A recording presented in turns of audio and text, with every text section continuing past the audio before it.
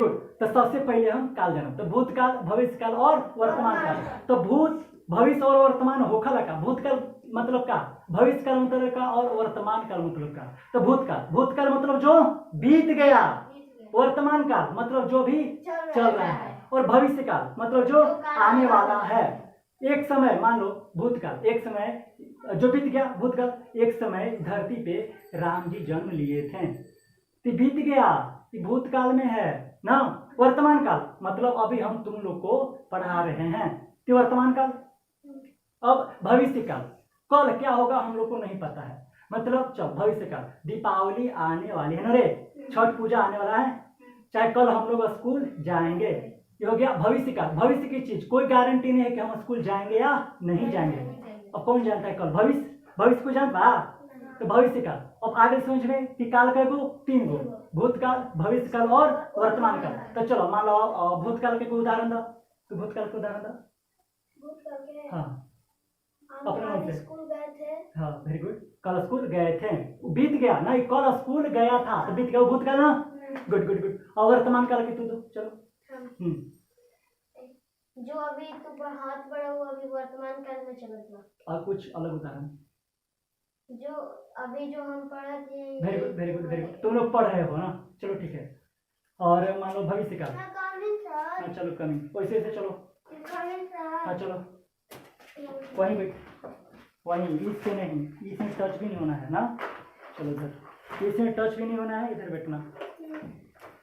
तो समझ में आ गया भूत, भविष्य, वर्तमान ना। अब देख बाबू,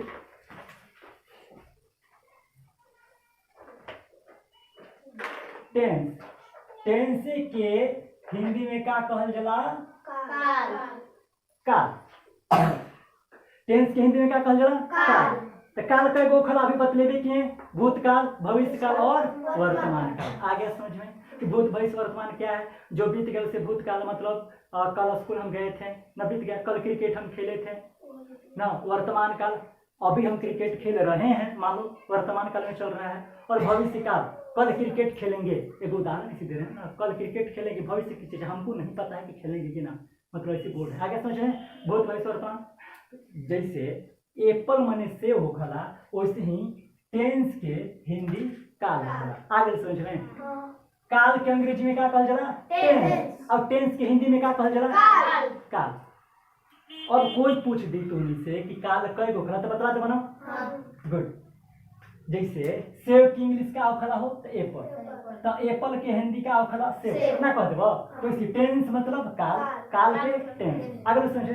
गुड। अब टेंस में हमने के पढ़े लगा काल, काल हमने के अभी ना बतैलो कई गो, तीन गो। कौन कौन, वेरी गुड। काल कई गो, तीन गो, मतलब टेंस कई गो, तीन गो। चलो काल, भूतकाल, भूतकाल, फिर भविष्य, भविष्य काल,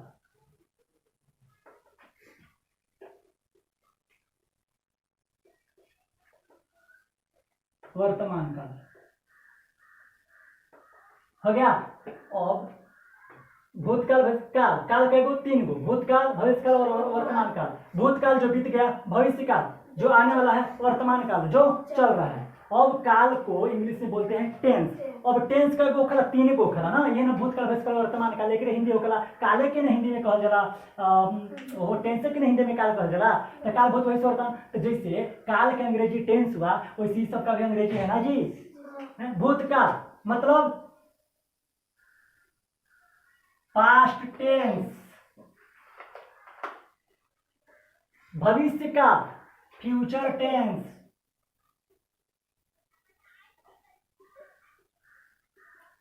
और वर्तमान काल मतलब प्रेजेंट टेंस।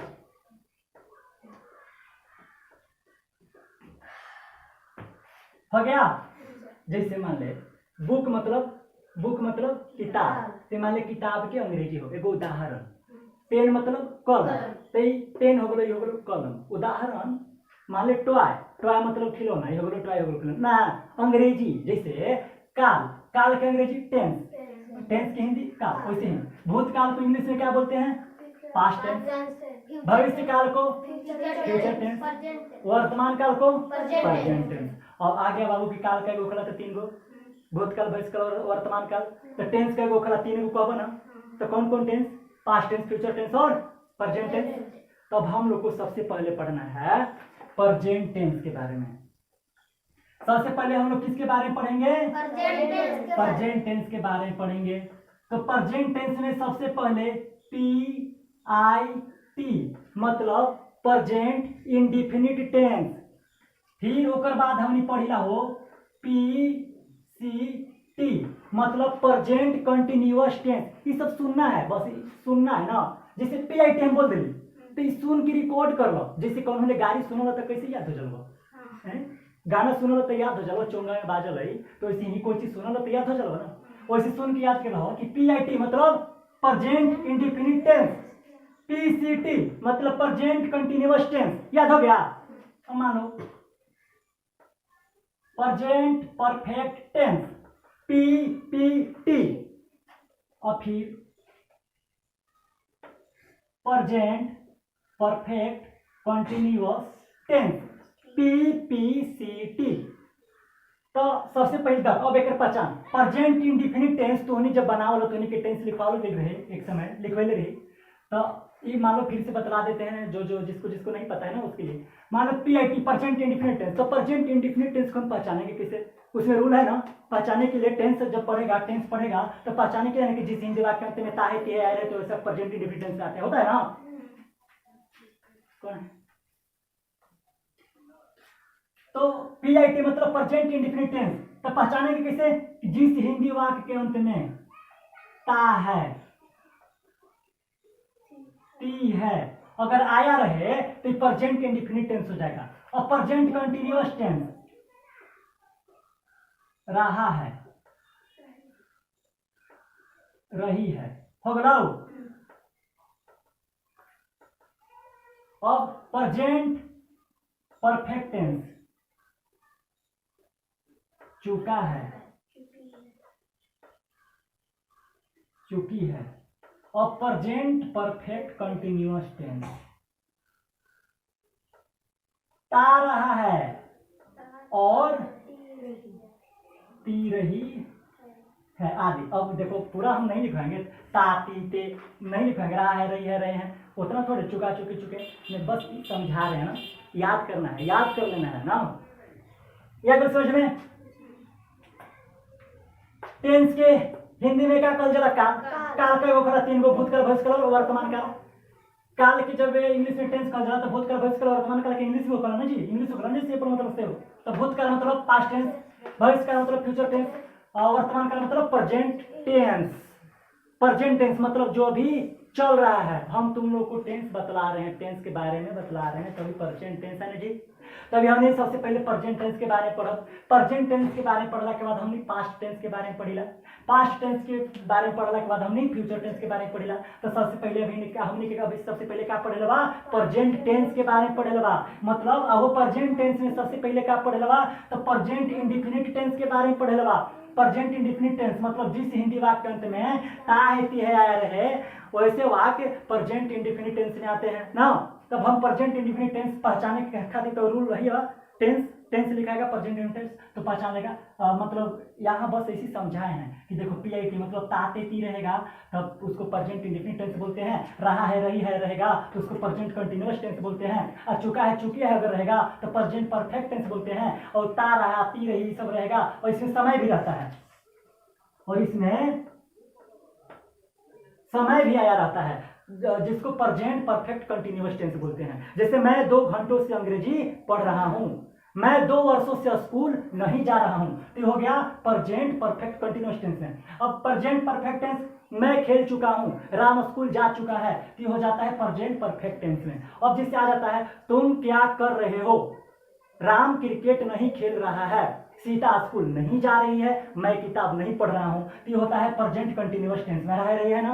अब हो गया तातेती मतलब मैं आम खाता हूँ, मैं अंग्रेजी पढ़ता हूँ, राम स्कूल नहीं जाता है, मोहन क्रिकेट नहीं खेलता है, तो इसको हम बोलते हैं प्रेजेंट इंडिफिनिट टेंस। आ गया समझ में? आया समझ में? जितना बोले आगे समझ में, बस खाली हम बोलेंगे तो उनको रिकॉर्ड करना है और कुछ नहीं। अब देख कैसे बनेगा, अब कैसे बनेगा प्रेजेंट इंडेफिनिट टेंस कैसे बनेगा वो बतला देते हैं। इसको छोड़ दे। देख पहले हम PIT मतलब हम प्रेजेंट इंडेफिनिट टेंस, सबसे पहले हम क्या बतलाएंगे प्रेजेंट इंडेफिनिट टेंस मतलब ये हम बतलाने जा रहे हैं कि कैसे अभी कैसे बनाएंगे ना इसका रूल। अफर्मेटिव सेंटेंस इसे मतलब मान ले ही सी इट नेम के साथ डू नॉट, अरे सॉरी डज नॉट ना,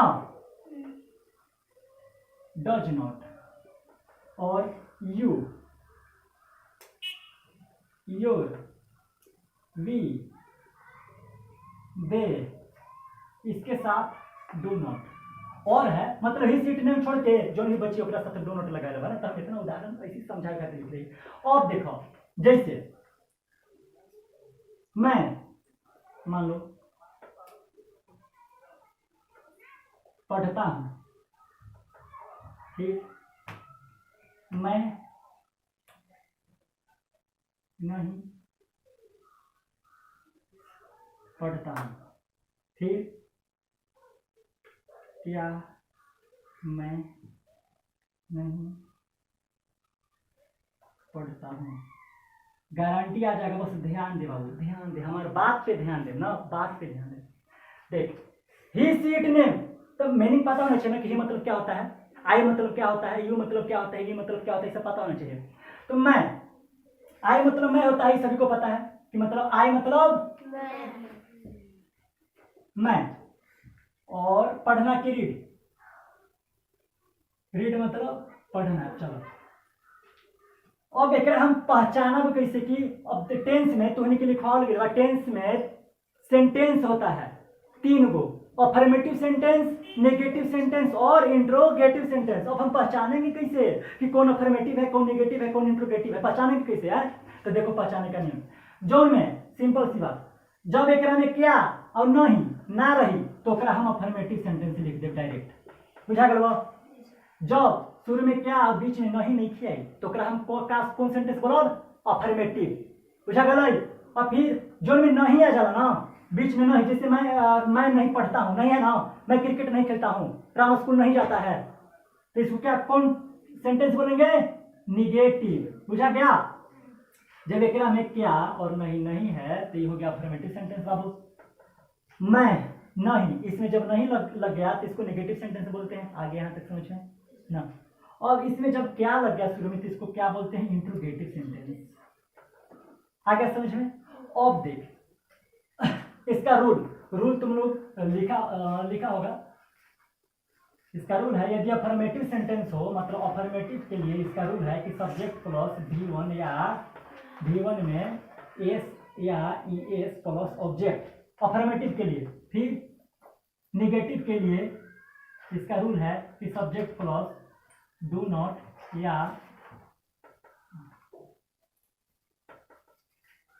does not plus V1 plus object. अब इंट्रोगेटिव के लिए इसका रूल है कि डू नॉट, चाहे डू या डज, चलो डू या does plus subject plus V1 plus, board हल्का छोटा है ना इसलिए मिस्टेक हो रहा है।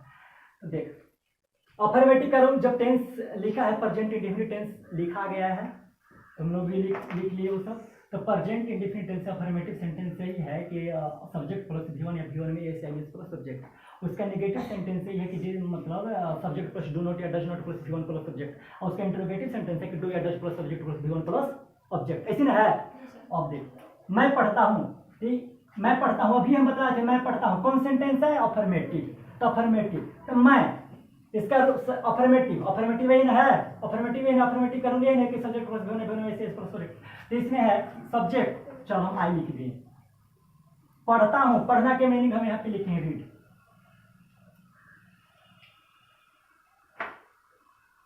अब V1 या V1 में एस या एस। अब हम क्या पढ़ते हैं, ना इंग्लिश ना हिंदी ना संस्कृत, बस पढ़ता हूं। अब क्या पढ़ता हूं ये नहीं पता है ना, इसीलिए इसमें एस या एस है ना कि सब्जेक्ट और दोनों में एस प्लस सब्जेक्ट, तो आई रीड्स ये बन गए हो गई। अब मैं नहीं पढ़ता हूँ, तो नेगेटिव सेंटेंस हम बता थे ना कि जब नहीं आ रहे थे नेगेटिव सेंटेंस। अब नेगेटिव सेंटेंस के लिए यहाँ पर रूल लिखे हैं कि सब्जेक्ट प्लस डू नॉट या does not plus given plus subject, rule लिखे है ना। तो मैं के लिए मैं का अंग्रेजी होता है ना आई। अब आई के साथ देखो, आई के साथ कहाँ है आई, यहाँ आई भी लिखना था, सॉरी यहाँ नहीं लिखे थे, देखो अब आई लिख दिए। आई यू योर वी दे, इस सब के साथ डू नोट लगाते हैं ना, ही सीट नेम के साथ डज नोट लगाते हैं। अब ये काम कब करेगा, नेगेटिव और इंट्रोगेटिव के लिए है ये, नेगेटिव और इंट्रोगेटिव के लिए। अफर्मेटिव में इसका काम नहीं है, डू नोट या डज नोट के काम अफर्मेटिव में नहीं। अफर्मेटिव तो क्या है, डायरेक्ट है कि ये से ये खाली लगा दो, इसका काम है बस नेगेटिव और इंट्रोगेटिव के लिए। तो चलो नेगेटिव अभी हम बना रहे हैं, मैं नहीं पढ़ता हूँ, नेगेटिव हम बना रहे हैं। तो नेगेटिव में आई के साथ क्या लगाए यहाँ पे, डू नोट, तो आई हम डू नोट यहाँ पे लगा दिए। अब पढ़ना के यहाँ पे हम लिखे हैं रीड, बन गया, आ गया। आई डू नॉट रीड, मैं नहीं पढ़ता हूँ। अफर्मेटिव आ गया, नेगेटिव आ गया, अब इंट्रोगेटिव एक बार में घर बार मतलब प्रैक्टिस करना आ जाएगा। और इंट्रोगेटिव सेंटेंस, इंट्रोगेटिव में क्या है, तो इंट्रोगेटिव में सबसे पहले डू डज लगल है ना, तो क्या मैं खोज, आई यू योर वी दे, आई के साथ क्या लगल है, डू नॉट, तो सबसे पहले हम यहाँ पे डू लिख दिए, नोट भी नहीं लिखेंगे। फिर मैं का अंग्रेजी आई, क्या है कि आइए खाते नहीं जहाँ हम डू लगी लिखी, आइए खाते न लगी लिखी, जब मैं बतावे ना आइए खाते न डू लगी लिखी हो, तो डू आई। अब नॉट मतलब अब पढ़ना के लिखे ही ना रीड, हो गया। डू आई नॉट रीड, क्या मैं नहीं पढ़ता हूँ, हो गया interrogative. I do not read, मैं नहीं पढ़ता हूँ, ये हो गया निगेटिव। आई रीड, मैं पढ़ता हूँ, ये हो गया अफर्मेटिव। आ गया समझ में। अब कोई पूछ दे कि काल कय गो खला, तो 3 गो। कौन कौन, तो भूतकाल, भविष्यकाल और वर्तमान काल। काल की इंग्लिश में क्या कहल जाला बाबू, तो टेंस कय गो, तो 3 गो, काहे कि ओकरे काले की इंग्लिश कहल जाला। तो टेंस कय गो, 3 गो। कौन कौन, पास्ट टेंस, फ्यूचर टेंस और प्रेजेंट टेंस। तो प्रेजेंट टेंस में क्या वाला, तो present indefinite, present continuous, present perfect और प्रेजेंट परफेक्ट कंटिन्यूअस। तो कोई पूछ देगा कि प्रेजेंट इंडेफिनिट टेंस होता क्या है, तो प्रेजेंट इंडेफिनिट टेंस जिस हिंदी वाक्य अंत में ता है ती है आया रहे, वैसे वाक्य प्रेजेंट इंडेफिनिट टेंस में आते हैं। अब अंग्रेजी में अनुवाद करने का नियम, तो यदि अफर्मेटिव सेंटेंस हो तो सब्जेक्ट प्लस V1 या V1 में एस या ES प्लस ऑब्जेक्ट। यदि नेगेटिव सेंटेंस हो, जैसे मैं किताब नहीं पढ़ता हूं, तो नेगेटिव ना, नेगेटिव सेंटेंस हो तो सब्जेक्ट प्लस डू नॉट या does not plus V1 plus object. अब इंट्रोगेटिव सेंटेंस, जैसे शुरू में क्या, इंट्रोगेटिव सेंटेंस शुरू में क्या लग जाता है, जैसे क्या मैं किताब पढ़ रहा हूं, क्या राम स्कूल क्या मैं किताब पढ़ता हूं, क्या राम स्कूल जाता है, क्योंकि किताब की बदला है ना। तो डू या does plus subject plus V1 plus subject, अगर इसमें भी नहीं लगल रहता है तो डू नॉट या does not plus subject plus V1 plus object. आ गया समझ में। और बना लेगा सब 3-4 बार बनाएगा। जैसे मैं पढ़ता हूँ तो आई रीड, मैं नहीं पढ़ता तो आई डू नॉट रीड। अभी जैसे ध्यान से खाली समझ लेना है, इसको देख लेना है, कॉपी कर लेना है अपने दिमाग में, तो आ जाएगा समझ में। कोई भी दिक्कत, अगर कोई पूछ दिया कि टेंस कई गो होता है तो क्या क्या बोलेगा, 3 गो। कौन कौन, past tense, future tense, present. वाह, गुड गुड गुड। और टेंस को हिंदी में क्या बोलते हैं बाबू?